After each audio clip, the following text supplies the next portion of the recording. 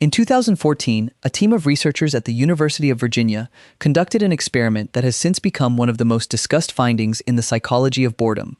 They asked participants to sit alone in a room for between 6 and 15 minutes with nothing to do. No phone, no book, no music, nothing to look at except blank walls. The only thing in the room with them was a device that could deliver a mild electric shock to their ankle. Participants had already experienced the shock and rated it as unpleasant. They were told they could press a button to administer the shock to themselves if they wanted to. The question the researchers were asking was a simple one. Given a choice between doing nothing and experiencing mild physical pain, how many people would choose the pain? The answer was surprising enough to make international news. 2/3 of men and 1/4 of women chose to shock themselves rather than sit quietly with their own thoughts for 15 minutes. One participant shocked himself 190 times during a 15-minute period. The lead researcher on the study, the social psychologist Timothy Wilson at the University of Virginia, described the finding with characteristic understatement. People seem to prefer doing something rather than nothing, even if that something was negative. This experiment, which has since been replicated in various forms, puts a sharp point on something that most people sense intuitively but rarely examine. Boredom is not simply a mild inconvenience. It is not simply the absence of stimulation. It is an active, aversive state that human beings will go to considerable lengths to escape, including inflicting pain on themselves.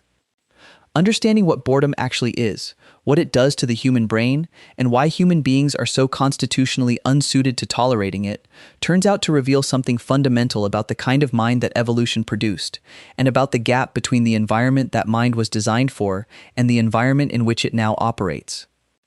Let's begin with what boredom actually is as a psychological and neurological state. The psychologist John Eastwood at York University in Toronto has done more than perhaps anyone to establish boredom as a serious object of scientific inquiry and to develop a precise definition of what the state involves. Eastwood and his colleagues define boredom as the aversive experience of wanting but being unable to engage in satisfying activity. This definition has 3 components, each of which matters. The first is that boredom involves wanting. It is not simply the absence of engagement. The bored person wants to be engaged but cannot find engagement. The wanting system is active, but the object of the wanting is absent or unavailable. The second is that boredom is aversive. It is not a neutral state of low stimulation. It produces genuine discomfort, a kind of restless agitation that motivates escape behavior. The discomfort of boredom is not simply the absence of pleasure, it is the presence of something genuinely unpleasant. The third is that boredom involves a failure of satisfying activity rather than simply a failure of any activity. A person can be busy and bored simultaneously. The business executive attending yet another pointless meeting, the student reading a textbook that fails to engage them, the factory worker performing a repetitive task that requires no thought. Boredom is not cured by activity. It is cured by activity that engages the mind in a way the mind finds meaningful. This last point is crucial because it distinguishes boredom from simple understimulation and connects it to something deeper about the structure of human motivation. Boredom is a signal, not simply a symptom. It signals that the current situation is not providing the kind of engagement that the mind requires to function in a way it experiences as meaningful. The neuroscience of boredom has developed considerably in the past 2 decades, largely through the work of researchers studying the default mode network, the set of brain regions that activates when the brain is not engaged in specific tasks, and that we examined in the context of isolation in an earlier video in this series. The default mode network was initially described as the resting state of the brain, suggesting that it was simply what happened when nothing else was happening. But subsequent research has revealed that the default mode network is not a resting state at all. It is an active state with a specific function, the generation of internally directed thought. When the default mode network is active, the brain is not resting. It is engaged in a rich and complex activity that includes autobiographical memory retrieval, mental simulation of future scenarios, social cognition, the modeling of other minds, and what psychologists call mind wandering, the spontaneous generation of thoughts unconnected to the immediate environment. The problem with boredom, as the neuroscientist James Dankert at the University of Waterloo in Canada has documented, is that it involves a specific failure of the default mode network's ability to generate satisfying internally directed thought. In typical mind wandering, the default mode network produces a continuous and relatively pleasurable flow of internally generated content. In boredom, this flow fails. The mind wandering becomes unsatisfying, circular, frustrating. The mind is restless, but cannot find purchase on anything that engages it. Dankert's research using brain imaging has found that boredom involves a distinctive pattern of neural activity that is different from both engaged states and ordinary mind wandering. Boredom activates regions associated with the monitoring of internal states, producing what researchers describe as a heightened awareness of one's own dissatisfaction. It simultaneously deactivates regions associated with focused attention and goal-directed behavior, producing an inability to settle on any particular course of action.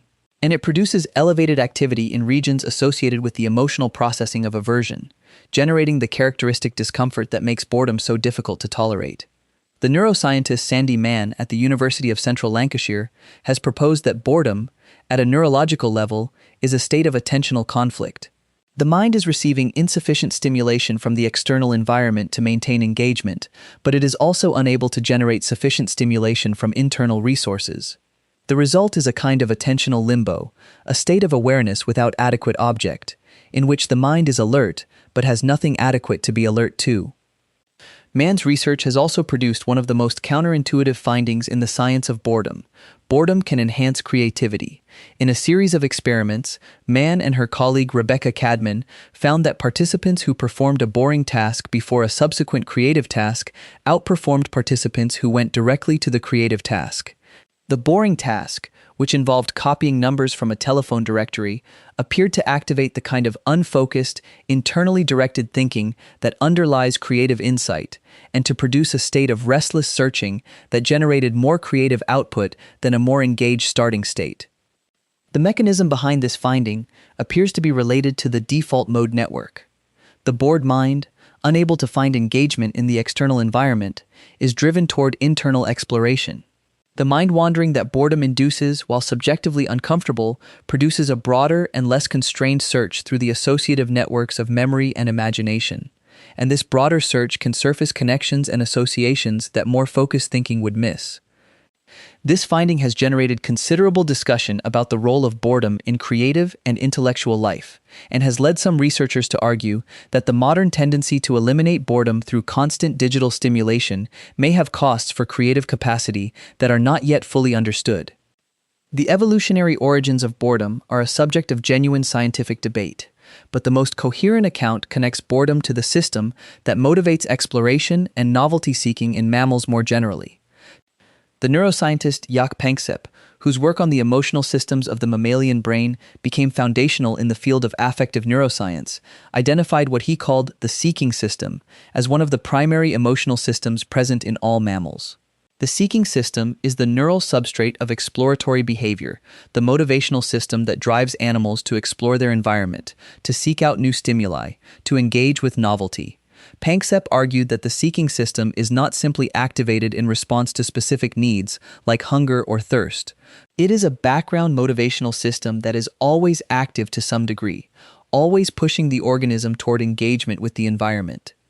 Boredom, in this framework, can be understood as the subjective experience of the seeking system finding insufficient material to work with.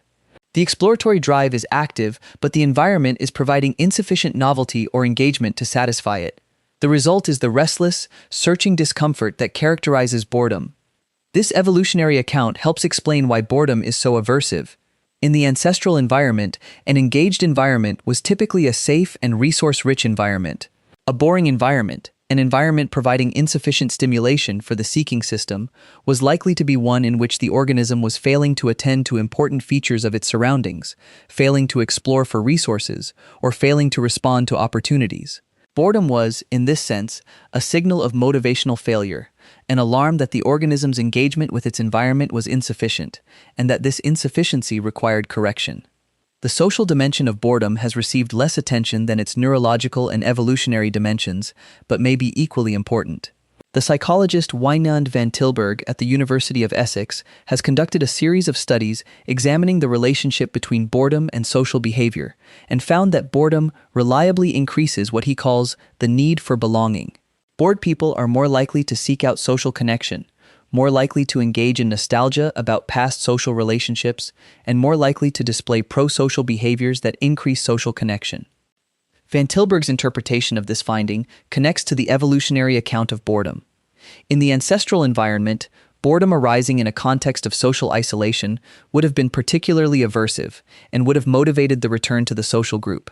The discomfort of boredom, combined with the increased salience of social motivation, would have driven the isolated individual back toward the group, which was the source of safety, resources, and the stimulation necessary to satisfy the seeking system. The philosophical dimension of boredom has a rich history that long predates its scientific investigation.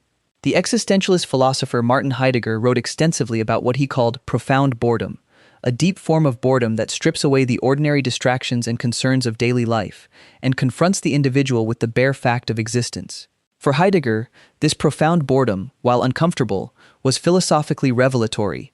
It removed the noise of ordinary engagement and allowed the individual to confront questions about meaning and existence that were normally obscured by the activity of daily life. The philosopher Albert Camus made a related argument about the relationship between boredom and what he called the absurd, the confrontation between the human need for meaning and the world's indifference to that need. Boredom, for Camus, was one of the primary experiences through which the absurdity of the human condition became visible. The bored person has momentarily stepped outside the ordinary web of purposes and meanings that normally structures daily life and has glimpsed, however briefly and uncomfortably, the absence of inherent meaning in the activities that normally absorb their attention. The Romanian philosopher Emil Cioran, who made boredom one of the central themes of his philosophical writing, argued that boredom was the most authentic of human experiences precisely because it revealed the absence of purpose that normally underlies human activity. To be bored, Cioran suggested, was to see clearly. The distractions that normally occupy human attention are, from this perspective, forms of voluntary self-deception, ways of avoiding the confrontation with meaninglessness that boredom forces upon you. The clinical literature on boredom has documented its relationship to a wide range of negative outcomes including substance use, compulsive eating, gambling, aggression, and various forms of risk-taking behavior. The psychologists Richard Farmer and Norman Sundberg developed what is now the standard clinical measure of trait boredom, the Boredom Proneness Scale, in 1986, and subsequent research using this instrument has consistently found that high trait boredom is associated with depression, anxiety, substance dependence, and difficulty regulating emotions. The relationship between boredom and impulsivity is particularly well documented. People high in trait boredom show elevated impulsivity across a range of contexts and are more likely to make decisions that prioritize immediate stimulation over longer-term consequences. The connection appears to involve the dopamine system, which is involved in both boredom and impulsivity, and which produces the restless seeking behavior that characterizes both states.